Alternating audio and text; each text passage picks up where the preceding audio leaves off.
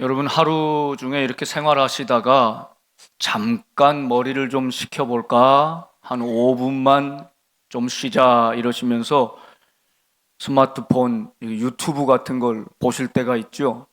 그러면 요즘에는 쇼츠나 릴스라고 하는 다양한 이름으로 짧게 된 1분 이하의 영상들이 굉장히 많습니다.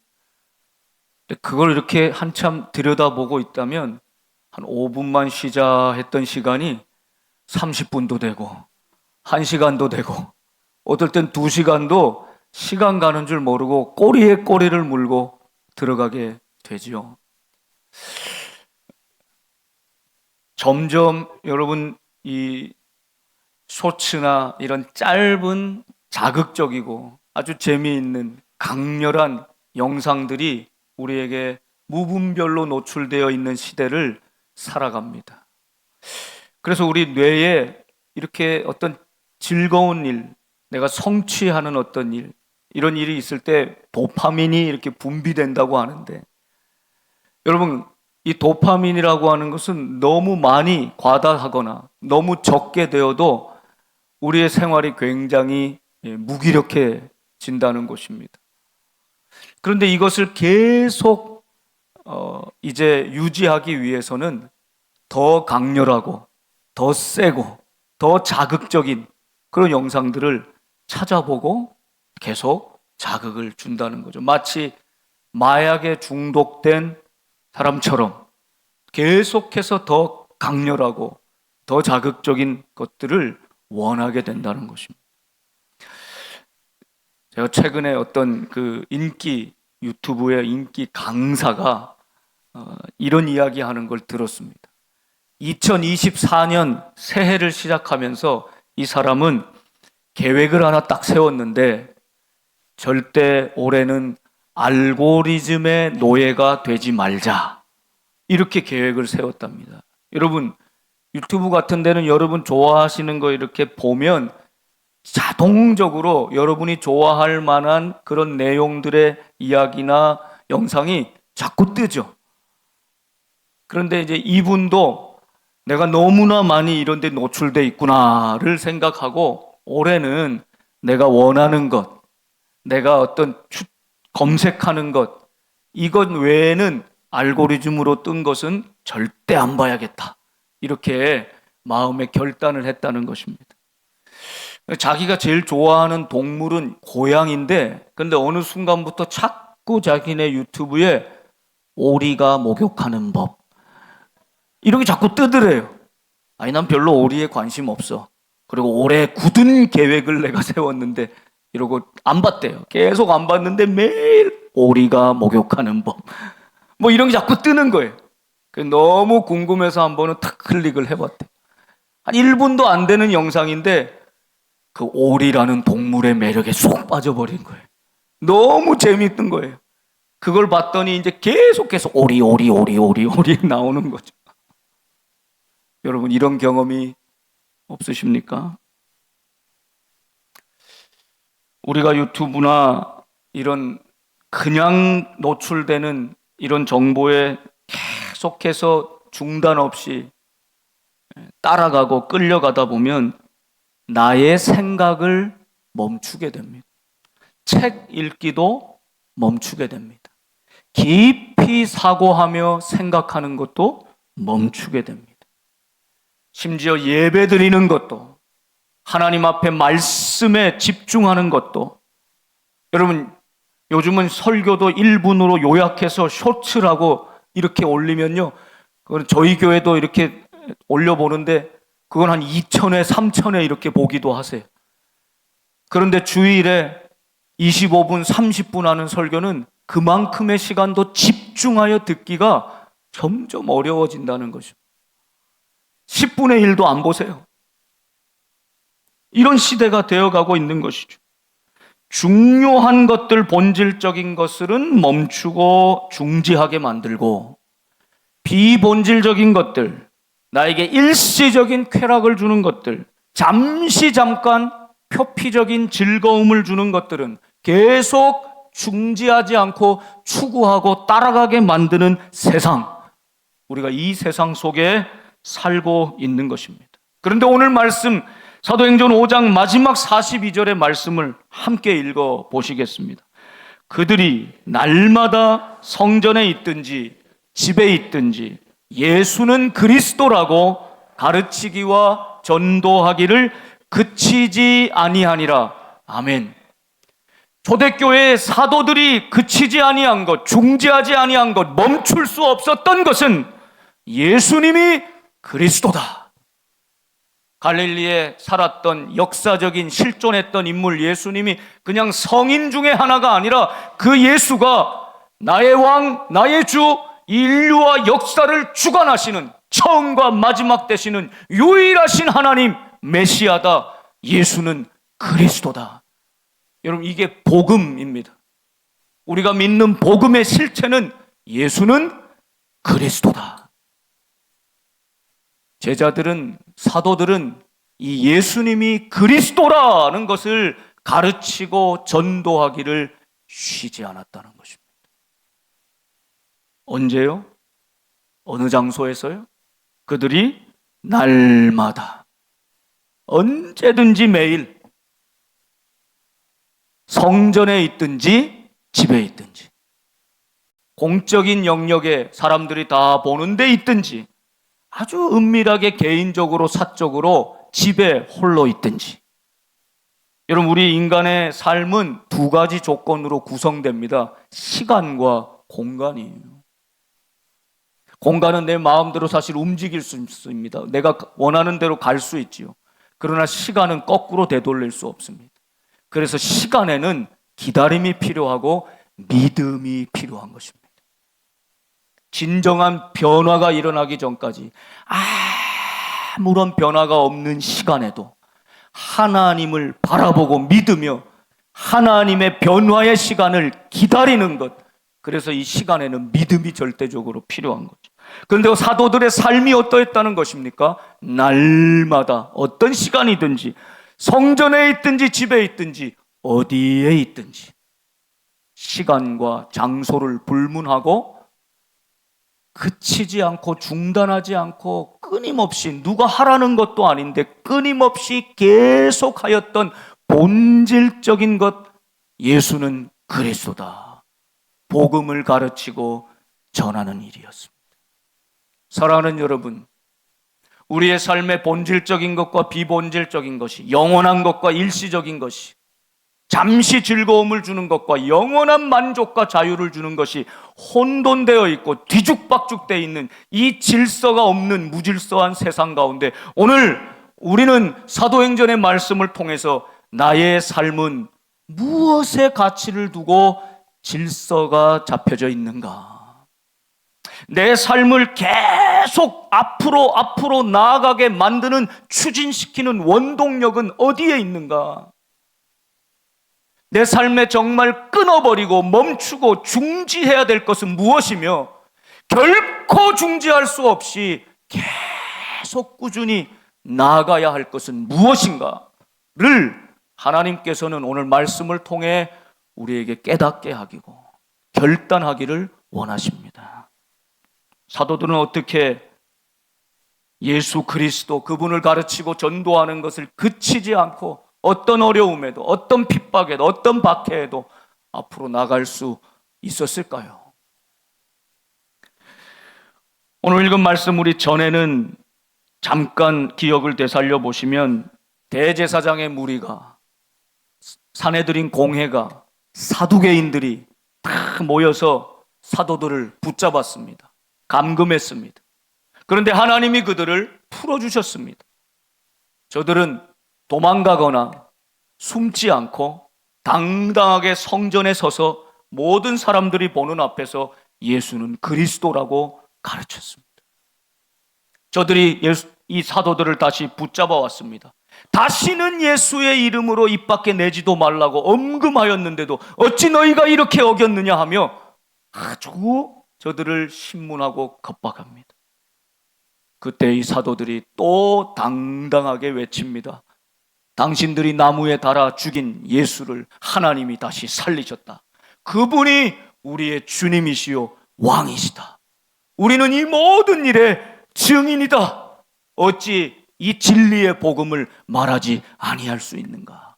어떻게 우리 입을 막을 수 있으며 우리의 이 복음 전하는 삶을 중지시킬 수 있는가? 아무도 중지시킬 수 없노라. 이걸 선포하고 있는 것이죠. 그 이야기를 듣고 오늘 33절 말씀이 이어지는데, 그들이 듣고 크게 노하여 사도들을 없이 하고자 하였습니다. 여러분, 예수님 당시에도 예수님은 천국 복음을 말씀하셨습니다. 근데 이 무리들은 듣지 않았습니다. 받아들이지 않았습니다.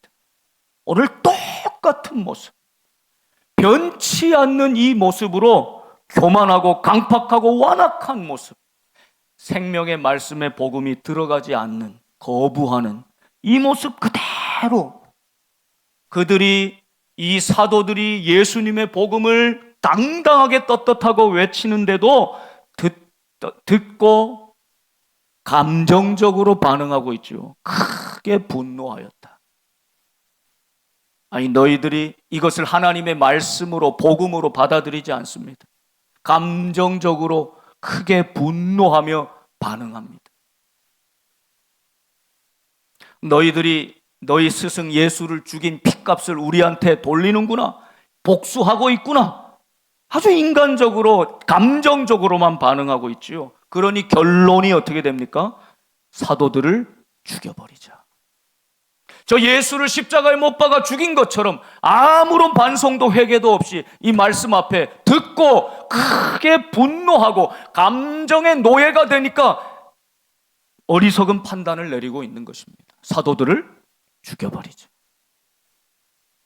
여러분, 이 사람들은 백성들의 눈치를 살피는 자들 아닙니까? 그런데 가차없이 이 사도들을 죽여버리자 할 정도로 지금 분노가 들끓었다는 뜻입니다. 여러분은 말씀을 받을 때 하나님의 뜻으로, 나를 때로 아프게 하고 나에게 채찍질과 가시와 같이 콕콕 박혀도, 모진 말씀이라도 하나님 왜 이렇게 가혹하게 나에게 말씀하십니까 하더라도 하나님의 말씀이라면 내 감정을 내려놓고 내 상황을 내려놓고 순종하는 마음으로 말씀을 받고 있습니까? 오늘 이 사람들은 그 은혜가 없었습니다.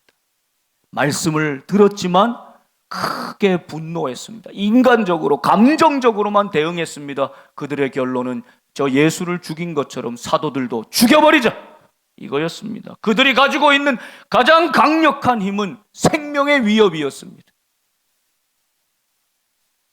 이 다음 장면은 예수님처럼 사도들도 어떻게든 예수의 뒤를 따르는 무리다 해서 죽임을 당할 위기에 놓여 있는 것이죠. 그런데 여기 한 사람이 등장합니다. 34절 말씀을 보면 바리새인 가말리엘이었습니다. 그는 율법 교사입니다. 바리새인입니다. 모든 백성에게 존경을 받는 자였습니다. 여러분, 지금까지 이 사도들을 신문하는 일에 주도적으로 앞장섰던 사람은 사두개인들이었습니다. 이들은 아주 정치적이고 현실적인 사람들입니다. 그래서 이스라엘의 공회인 사네드린의 대부분 자리를 차지하고 있었던 사람은 이 사두개인들. 그런데 지금 바리새인 가말리엘이 등장하고 있습니다.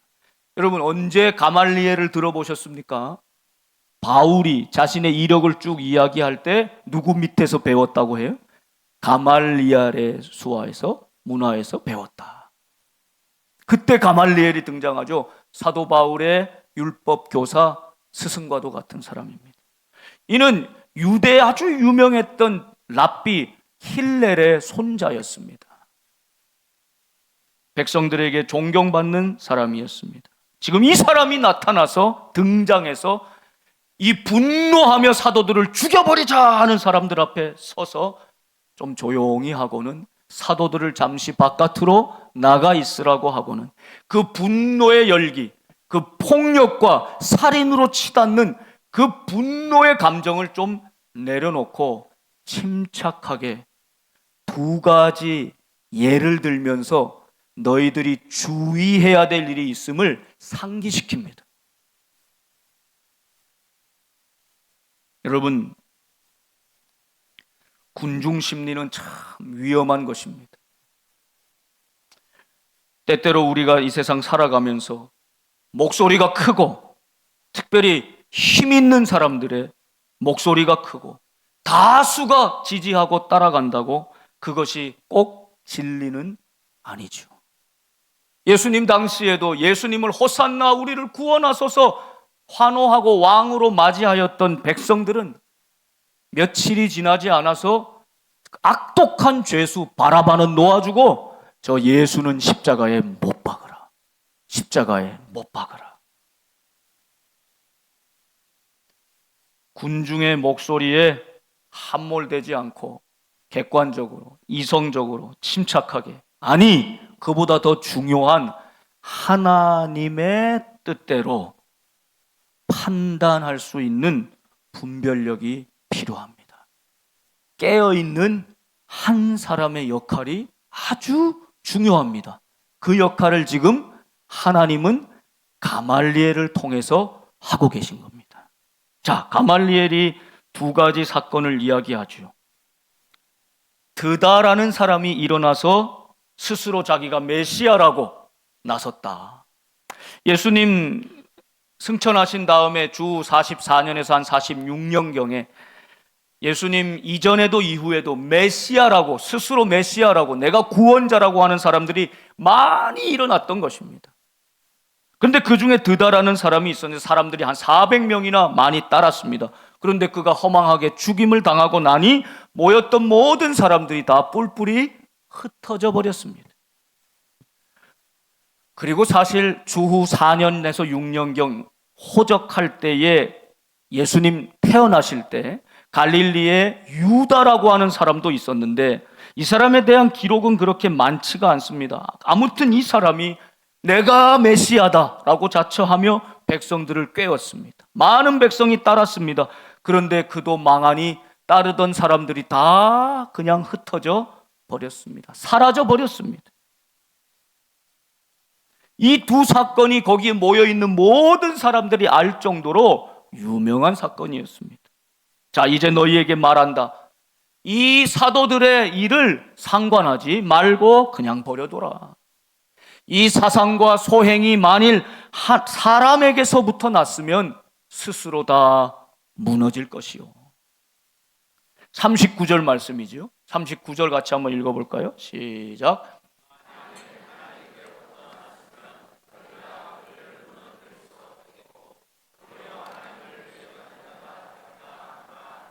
아멘. 매우 중요한 말씀이죠. 바리새인 율법학자인 가말리엘을 통해서 말씀하셨지만 여기에 놀라운 신앙인의 기준, 지혜가 담겨 있습니다. 어떤 상황, 어떤 문제 앞에서도 사람들의 많은 말에 휩쓰이거나 감정적으로 분노하며 그 소용돌이에 빠지지 말고 가만히 생각해 봐라. 만일 그것이 이 예수님을 따르는 이 사람들, 이 정말 어찌할 줄 모르는 이 사람들이 사람들로부터 나온 것이라면 스스로 다 무너질 것이지만 만일 하나님께로부터 온 것이라면, 하나님이 함께 하시고 하나님이 역사하시고 하나님이 계획하시고 하나님이 인도하시는 일이라면 너희가 그들을 결코 무너뜨릴 수 없다. 그리고 도리어 너희가 하나님을 대적하는 자가 될까 조심해라, 주의해라 말씀하고 있는 것입니다. 여기서 하나님을 대적한다는 것은 실제로 하나님과 전쟁을 하듯이 치고 받고 전투하듯이 싸운다 이런 뜻이. 여러분, 우리가 하나님이 계획하시고 하나님이 뜻하시는 하나님의 역사를 인간이 무너뜨릴 수 있겠습니까? 세상이 아무리 도전하고 마귀가 아무리 방해하고 저항할수록 그 일이 더 하나님의 일임을 분명히 보여주는 증거가 될 뿐입니다. 여러분이 하나님의 편에 서서 하나님의 뜻을 이루는, 하나님이 기뻐하시는 일을 행하고 계십니까? 반대하고 저항하고 비방하는 사람들을 두려워하지 마십시오. 만일 하나님이 함께 하시고 하나님께로부터 난 것이라면 결코 사람이 무너뜨릴 수 없습니다. 그 일은 하나님이 행하십니다. 하나님의 역사는 이렇게 이루어져 가고 있는 것입니다. 오히려 나도 모르는 사이에 하나님을 대적하는 자가 될까 주의하라. 여러분, 가말리엘이 이렇게 나서고 이 지혜로운 이야기로 주변을 환기시키지 않았다면, 여러분, 이 가말리엘이 등장이 없었다면 사도들은 이때 다 죽임을 당했을 것입니다. 이것도 하나님의 뜻이었겠죠. 자, 이 말씀을 듣고는 저들의 반응이 어떻습니까? 그들이 다 옳게 여겼다. 그래서 사도들을 다시 불러들이고는 채찍질합니다. 이 가죽 채찍으로 사람의 등이나 가슴을 내리치는 것인데 최대 39대까지 허용됐습니다. 왜 그랬을까요? 더 때리면 죽을 수 있기 때문입니다. 아마 이 당시의 분노를 생각했을 때는, 이들의 분노를 생각했을 땐 아마 39대를 꽉 채워서 때리지 않았을까. 여러분, 가슴으로 등으로 채찍질을 39대 맞아보십시오. 거의 죽을 지경이 된 사도들입니다. 그런데 사도들의 반응이 41절이지요. 사도들은 그 이름을 위하여, 누구의 이름입니까? 예수님의 이름입니다. 능력받는 일에 합당한 자로 여기심을 기뻐하면서 공회 앞을 떠나니라. 저들은 끝까지 채찍질했습니다. 죽지 않을 정도만 때렸습니다. 그리고 예수의 이름으로 말하는 것을 다시 금지시킵니다. 그리고 놓아주었습니다. 그런데 여러분, 놀랍게도 사도들은 바로 그 이름, 예수 그리스도, 그 이름을 위하여 우리가 이렇게 능욕당한다. 여러분, 예수님 당시에 이 동양적인 우리나라 정서도 그런데 예수님 당시에 이 팔레스타인 문화에서는 수치의 문화가 있어요. 능욕의 문화가 있어요. 반대로 명예가 있어요. 명예로운 이름은 가장 숭상하고 높이지만 수치스럽고 모욕적인 일은 참지 못하는 것입니다. 사람을 가장 절망하게 죽이는 방법은 그를 모욕하고 능욕하는 것입니다. 십자가형이 가장 저주스러운 형벌인 이유가 바로 거기에 있는 것입니다. 십자가를 지는 죄인이 당하는 모든 수치와 모욕과 능욕에 있는 것이지. 그런데 사도들은 지금 그 능욕받는 일에 합당한 자로 여김을 오히려 기뻐하였다. 그것을 특권으로 여겼다는 것입니다. 자격 없는 우리가 예수님과 함께 예수님의 이름을 위하여 박해받고 조롱받는 이 일이 우리에게 얼마나 놀랍고 감사한 일인가 하며 기쁘게 여겼다는 것입니다. 산상수훈 마태복음 5장 10절 이하의 말씀이 떠오르지 않습니까? 주님이 마지막 팔복의 마지막 이렇게 말씀하죠. 의를 위하여 박해를 받은 자는 복이 있나니 천국이 그들의 것임이라. 나로 말미암아 너희를 욕하고 박해하고 거짓으로 너희를 거슬러 모든 악한 말을 할 때에는 너희에게 복이 있나니. 12절 같이 읽어볼까요? 기뻐하고 즐거워하라. 하늘에서 너희의 상이 큼이라. 너희 전에 있던 선지자들도 이같이 박해하였느니라. 아멘. 예수님 오시기 전에 하나님의 뜻을 선포했던 선지자들도 이렇게 고난당하고 박해를 당했다는 것이고, 예수님이야말로 가장 극심한 고난과 박해와 모욕을 다 당하시고 십자가 지고 죽으셨을 뿐만 아니라 부활하셔서 이제 그 뒤를 따르는 사도들도 오늘 예수님의 이름으로 핍박받고 능욕받는 일을 오히려 기쁨으로 여기며 특권으로 여기며 감사하고 있는 모습입니다. 저는 저와 우리 사랑하는 성도들의 삶에 이 신앙이 회복될 수 있기를 간절히 소망합니다. 이것은 누구도 멈출 수 없고 중지시킬 수 없는 강력한 힘이었습니다. 외부적인 힘이 아니었습니다. 우리 속에서 역사하고 내 속에서 나오는 끓어오르는 성령의 능력이요 역사인 것입니다. 우리나라를 위해서 6월달 특별히 기도해야 하는 때인데, 여러분, 이 나라가 이렇게 많이 혼돈스러운, 무질서한, 또 염려가 되는 부분들 하나는 개인의 사적인 이익과 공적인 이 공익을 잘 구분하지 못하는 데서 비롯된 문제들이 많다는 것입니다.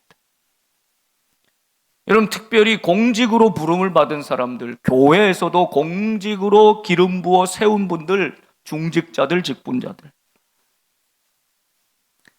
여러분, 그 직을 수행하는 동안에는 개인의 이익, 개인의 영광, 개인의 명예가 아니라 공적인 이익, 교회를 위해서, 주님을 위해서, 주님의 나라를 위해서 헌신하고 봉사하기로 하는 것 아니겠습니까?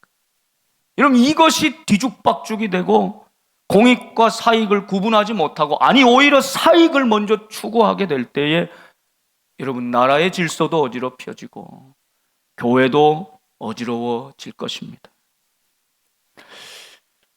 이 몽골을 8년 만에 다녀왔는데 그 사이 이 선교사님들 이야기를 좀 들어보니까 이 전직 대통령, 몽골 대통령 두 사람이, 이 몽골 나라가 아직 가난합니다. 많은 가난한 백성들이 너무 많습니다.